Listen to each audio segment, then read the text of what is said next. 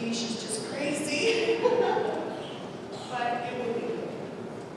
I'm going to get older like me. Please be in the attitude.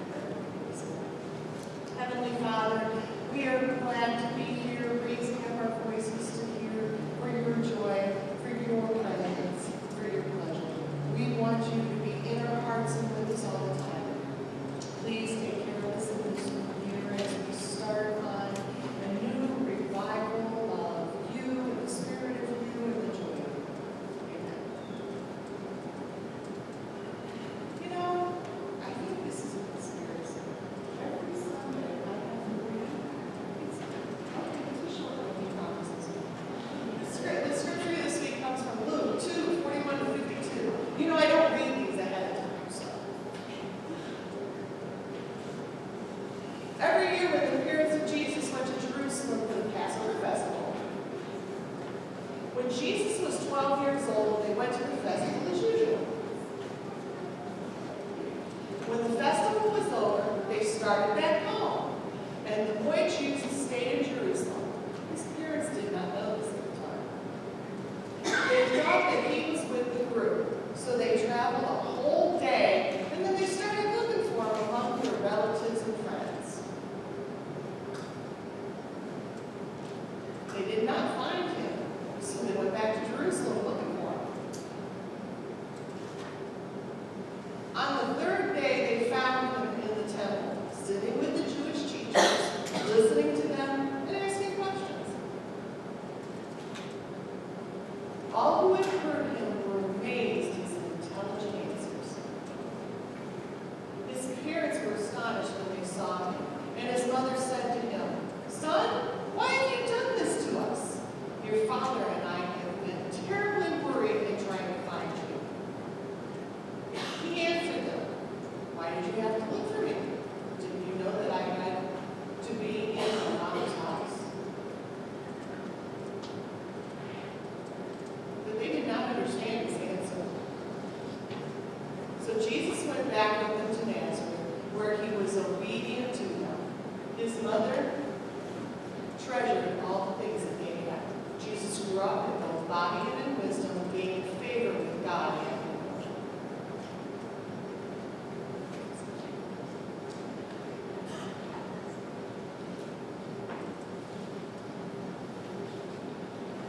Thank you, Dee. Now that wasn't as long as a couple of them they had. And no Hebrew name. Well, we can fix that. During this Christmas season, we've been looking at Luke's story of Jesus' birth. Most of you know that there are two stories of Jesus' birth in the Gospels, one in Matthew and one in Luke. And this year we were looking at Luke's birth narrative. We recall the birth of John the Baptist. Zechariah, John's father in the temple, promised by God that his wife Elizabeth, even though she was advanced in years, would indeed bear a son. His name was to be John. We remember the angel Gabriel's announcement to Mary that she was to become the mother of God. And Gabriel's words to her, by the way, more importantly, Gabriel's words to us, remember, nothing is impossible for God. Especially at the beginning of a new year, remember that. Nothing is impossible for God. We heard Luke's Christmas story once again of shepherds and angels, and Mary and Joseph in the stable, of Jesus, the baby, found in the manger. And lastly, Simeon and Anna. Who were they? Those two folks who found Jesus in the temple when he went there for the ritual purification. Two faithful children of God who were privileged to see and hold the child Jesus, hold the baby Jesus, and to see in him the salvation of Israel, and more importantly, not only the salvation of Israel, but the salvation of the whole world. So this morning, Luke 2:41-52, and this is the story of the boy Jesus in the temple at 12 years of age, and as the case with many of these other stories, Luke is the only one who tells us about this. Now, Dr. Michael Eifert, a retired professor of Bible at Duke Divinity School, is Presbyterian, but we'll overlook that. He asks, now, is this the only place in the canonical Gospels where we have a story about Jesus as a boy? We've always said that, but guess what? That's not what this is about, because once you became 12 in that day and age, you were a man, you were an adult in those days. Which means, those of you who are parents out there, that if you think about it, there are no teenage years to deal with. I'll let you decide if that's a good thing or not. But I digress. Back to the subject at hand. Jesus in the temple at 12, in the temple at Passover season. Passover was arguably the most important religious festival in Judaism. It was laid down in the Jewish law that every adult male who lived within 15 miles of Jerusalem had to attend the Passover. Now, Nazareth was considerably further away than 15 miles from Jerusalem, and yet Mary and Joseph attended the festival every year. That says a lot about their faithfulness, doesn't it? When Jesus turned 12, they attended once again. This would have been a very special Passover because at 12, Jesus would have been considered an adult. 12 was the age of accountability when Jesus would have become a son of the law, taking the obligations of the law upon him. Well, that's the age at which modern Jewish boys still take upon themselves similar obligations in the bar mitzvah, Jewish girls in the bat mitzvah. Luke says that after the festival was over, that Galilee contingent went home, and think about that. Don't miss the significance of that. When Mary and Joseph and Jesus went to Jerusalem, they didn't go alone. When they returned to Nazareth, they returned with a large group of family and friends. In spite of what's often called the Pax Romana, the peace of Rome, backcountry roads were not always safe. Robbers were an ever-present danger. Remember the story of the Good Samaritan. There was once a man going down from Jerusalem to Jericho. The robbers attacked him, stripped him, beat him up, leaving him half dead. Here is one answer to that oft-asked question. How could Mary and Joseph have started out to Nazareth without knowing where Jesus was? Well, they thought he was with friends. It was a large group. They thought he was with family. There were a large contingent of family members with him. And besides, he was an adult, old enough to know how to stay with the group. There was no immediate concern in their minds. Barclay adds this further insight. When his parents returned to Nazareth, Jesus lingered behind. It was not through carelessness that they did not miss him, because usually the women in a caravan started out much earlier than the men because they traveled more slowly. The men started later and traveled faster, and the two sections wouldn't meet until the evening encampment. It was Jesus' first Passover. So probably Joseph thought he was with Mary, and Mary thought that he was Joseph, and not until the evening camp did they miss him.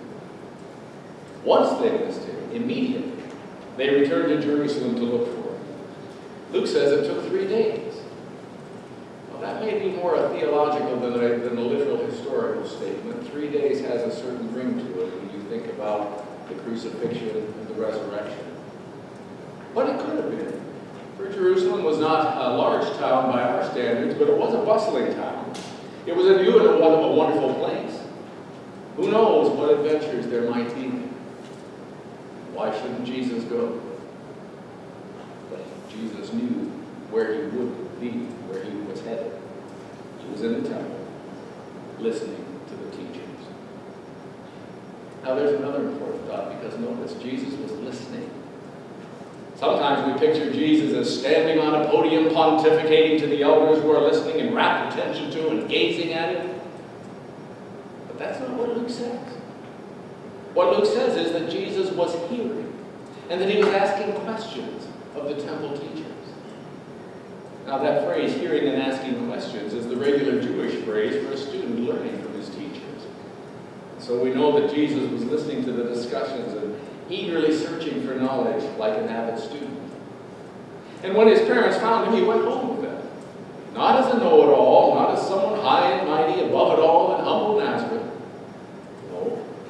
He went home as the son of gentle Mary and hard-working Joseph, obedient to them, learning from them, proud to be their son, eager to take in all that was offered to him, eager to learn, eager to grow. And Luke says Jesus grew in wisdom and in stature. Luke says he advanced in wisdom and in favor with God and with people.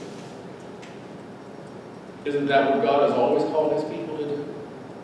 From the very beginning, God has charged us to reach out, to grow, to learn. Genesis chapter 1, verse 28, God blessed the human beings he created and said to them, be fruitful, increase, fill the earth, subdue it, have dominion over the fish in the sea, the birds of the air, and every living thing that moves on the earth. In other words, reach out, grow, venture, become more tomorrow than you are today. The sin of the Tower of Babel was not so much that they wanted to build a tower, but rather what they wanted to do with it and why they built it. They said, let's build ourselves a city. Notice, not only a tower, a city and a tower. And the tower with its top in the heavens and make a name for ourselves, or else we're going to be dispersed all over the face of the earth. Their sin was they didn't want to venture out. They didn't want to grow. They didn't want to explore. Let's do it, or we shall be dispersed over the face of the earth. Much rather stay home where it's safe. They didn't want to risk. They didn't want to venture out. They didn't want to learn.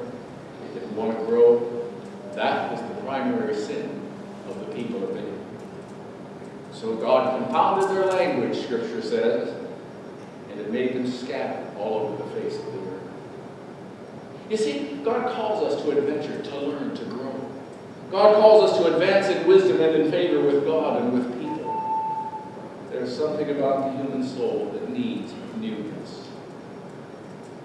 J.A. Findlay quotes a saying from one of his friends. The quote is this: when you reach a conclusion, you are dead.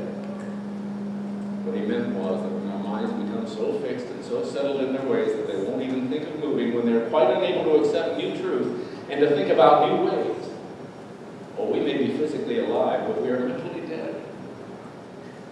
But there's hope. As we grow older, there is the possibility that we can grow more and more wise. That we can grow in wisdom and stature. Janice Raish, a mental health counselor living in Bay Village, has written a book. It's called Spending the Light. And in it, she says, it's interesting and hopeful that there is evidence to show that people in general tend to become less judgmental of others with maturity. In other words, life teaches us something if we'll let it. So you mean there's still hope for those of us with gray hair or little hair? I guess maybe there is. William Barclay once received a letter which ended like this: yours, aged 83 and still growing, and indeed with the inexhaustible riches of Christ still before us. Why not? And there's a great verse in the book of Hebrews. By faith, Jacob, when he was dying, blessed both of the sons of Joseph and worshiped, leaning upon the top of his staff. Now that's important because the staff was Jacob's walking stick. You see, with the very breath of death on him, the old traveler still had his walking stick in his hand. To the end of the day, with the evening still now upon him, he was ready for the road. Still growing in wisdom, still growing in stature, still venturing out. If you really want to rise to the height of the Christian challenge, you have to retain an adventurous mind. Leslie Newbigin, who was involved in the discussions about the formation of the United Church of South India, tells how during those discussions, one of the things that often held up conversations and discussions was this. People would keep asking, well, now, wait a minute, if we do that, just what's going to happen? Where are we going? And in the end, somebody had to bluntly say the Christian has no right to ask where he or she is going. Abraham went out not knowing whether he went. We stand at the threshold of a new year. A time for reflection, but also a time for looking forward, for seeing new possibilities before us. It's a new year. New possibilities lie before us all. Like Abraham, we may not know where we are going. We may not know the result. But like Abraham, we know that God goes with us. So get ready. Venture out into the new world that lies before you. Go with God.